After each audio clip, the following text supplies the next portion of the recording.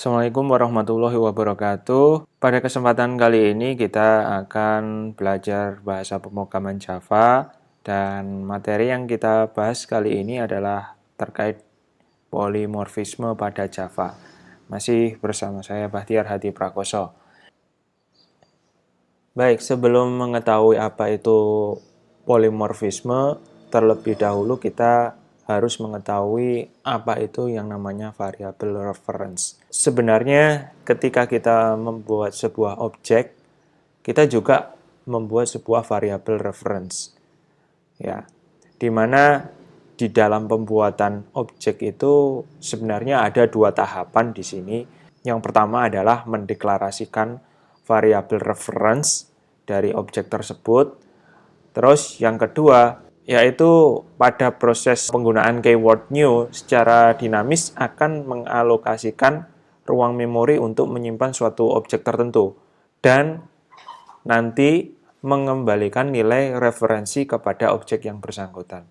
Jadi di sini kalau boleh dibilang referensi itu merupakan sebuah petunjuk di mana isinya adalah alamat memori tertentu. Ya, jadi kalau misalkan nih ya kita berada posisi di Jember, terus kemudian kita pengen pergi ke Surabaya. Nah, variabel reference itu yang menyimpan alamat perjalanan dari Jember ke Surabaya. Untuk lebih jelasnya, kita bisa lihat ilustrasi sebagai berikut. Ini adalah proses terjadinya atau proses pembuatan objek. Ketika misalkan kita ada kelas namanya kota, dan K ini adalah sebagai variabel referensinya. Apa yang terjadi ketika kita cuman mendefinisikan kotak K, itu nilai K atau nilai variabel referensinya itu adalah masih 0. Akan berbeda lagi ketika kita definisikan kotak K sama dengan new kotak. Di sini ada proses pembuatan objek new kotak, di mana hasil dari proses pembuatan kotak ini merupakan alamat yang disimpan ke dalam variabel reference K. Taruhlah di sebuah memori yang sebelah kanan itu ada kotak kecil-kecil itu, nah itu adalah memorinya. Ketika kita mendefinisikan new kotak, otomatis kita membuat objek di memori tersebut ya secara virtual, dan proses pembuatan objek di sini itu disimpan ke dalam sebuah memori dengan alamat tertentu. Nah, alamatnya itu nanti yang disimpan ke dalam variabel reference. Selanjutnya kita ke polimorfisme. Apa sih polimorfisme itu? Jadi artinya poli itu adalah banyak, terus morfisme itu artinya bentuk. Ini ada kalau nggak salah dari bahasa Yunani ya. Jadi polimorfisme ya dalam bahasa Inggris bisa disebut polymorphism adalah sebuah prinsip dalam biologi di mana organisme atau spesies dapat memiliki banyak bentuk atau tahapan. Konsep yang ada di makhluk hidup ini itu ditransformasikan ke dalam object oriented programming.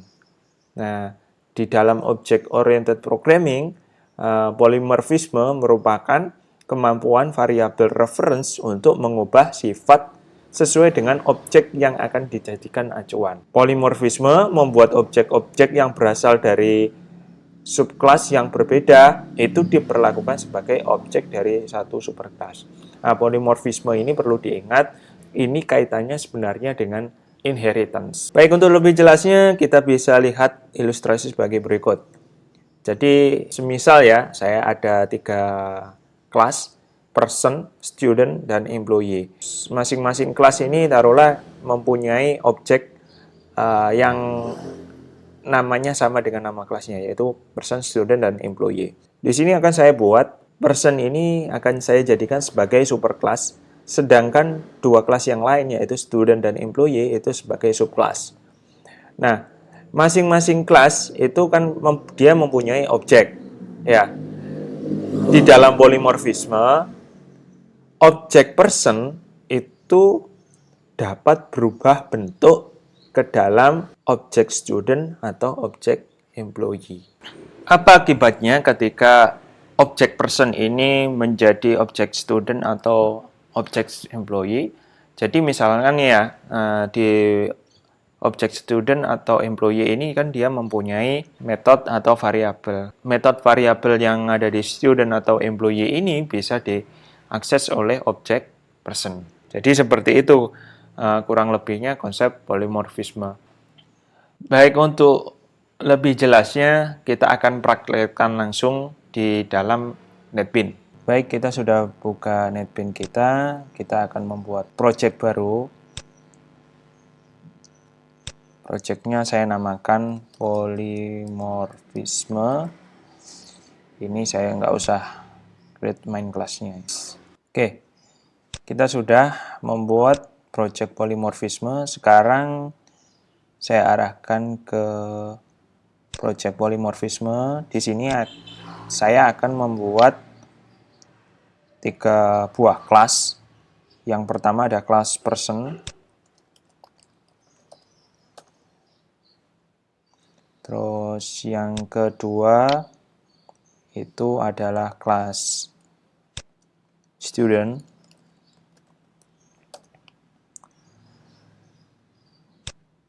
Yang ketiga kelas employee.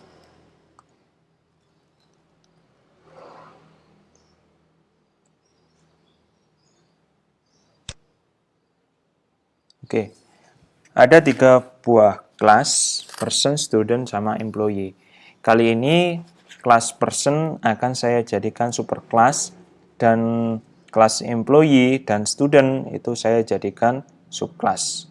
Berarti di kelas employee saya tambahkan extend person, di student saya tambahkan extend person. Baik. Masing-masing kelas akan saya buatkan sebuah metode.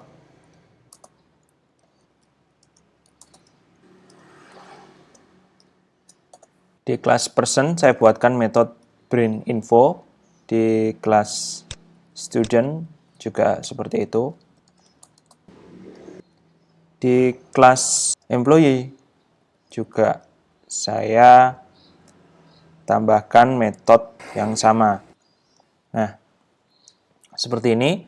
Oke, masing-masing metode akan saya isi dengan isian ini adalah kelas employee.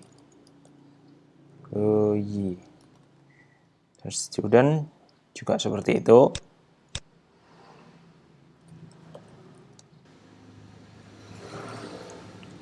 Nah, masing-masing kelas ini mempunyai metode yang print info, yang nama metodenya itu sama semua, yaitu print info.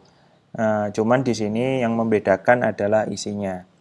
Di kelas person ini akan saya buat main metodenya ya. Kemudian saya akan definisikan objek untuk masing-masing kelas di main method ini. Yang pertama, person, new person. Ya, seperti ini. Terus kemudian employee, new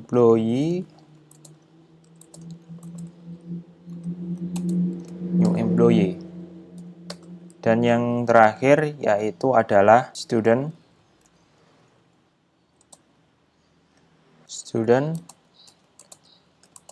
new student. Baik, kita sudah buatkan objek untuk masing-masing kelas di sini. Berikutnya kita akan coba praktekkan bagaimana caranya polimorfisme itu bisa bekerja. Yang pertama ada di kelas person ini ya. Di sini di kelas saya mempunyai variabel reference person, di mana dia merujuk pada objek person. Jadi apa yang terjadi ketika kondisi seperti ini? Saya panggil dot print info. Nah, apa yang terjadi ketika saya running ini?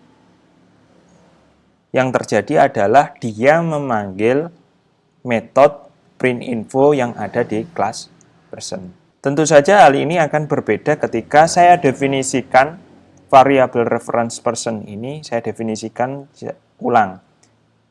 Saya definisikan dia merujuk kepada objek employee. Kita lihat apa yang terjadi. Ini saya ganti menjadi employee. Nah, seperti ini. Kemudian saya panggil person dot print info. Nah, kira-kira kalau kondisi seperti ini apa yang terjadi? Apakah si objek person ini dia masih tetap memanggil metode print info yang ada di person ataukah sebaliknya? Ya. Kita coba running aja. Ketika kita running, ternyata dia memanggil metode print info yang ada di kelas employee, di mana isinya adalah ini adalah kelas employee method. Apakah student juga seperti itu ya? Kita coba aja ya. Person, oke. Person print info. Kita running. Nah, ternyata variabel person yang sudah kita definisikan yang sebelumnya itu adalah merujuk kepada employee dan sekarang kita ganti menjadi ke objek student, maka dia memanggil metode print info yang ada di kelas student. Baik, seperti itu kira-kira contoh dari polimorfisme. Dari apa yang kita praktekkan tadi, kita dapat simpulkan bahwa di kelas person ini, jika kita membuat sebuah objek di kelas person, maka kita secara otomatis akan membuat variabel reference. Hal itu juga berlaku untuk kelas employee maupun di kelas student. Perlu diketahui di sini, variabel reference dari person ini bisa mempunyai nilai yang berbeda-beda tergantung bagaimana kita mendefinisikan. Kalaupun seandainya dia variabel reference person itu kita arahkan ke objek person, maka dia akan diarahkan di kelas person. Apabila variabel reference dari person itu diarahkan ke objek employee, maka dia akan diarahkan di kelas employee. Begitu juga yang untuk student. Apabila variabel reference dari person itu diarahkan ke objek student, maka variabel reference dari person tadi itu diarahkan ke kelas student. Baik, seperti itu kira-kira untuk materi polimorfisme. Semoga apa yang disampaikan ini bisa bermanfaat. Sekian, terima kasih. Wassalamualaikum warahmatullahi wabarakatuh.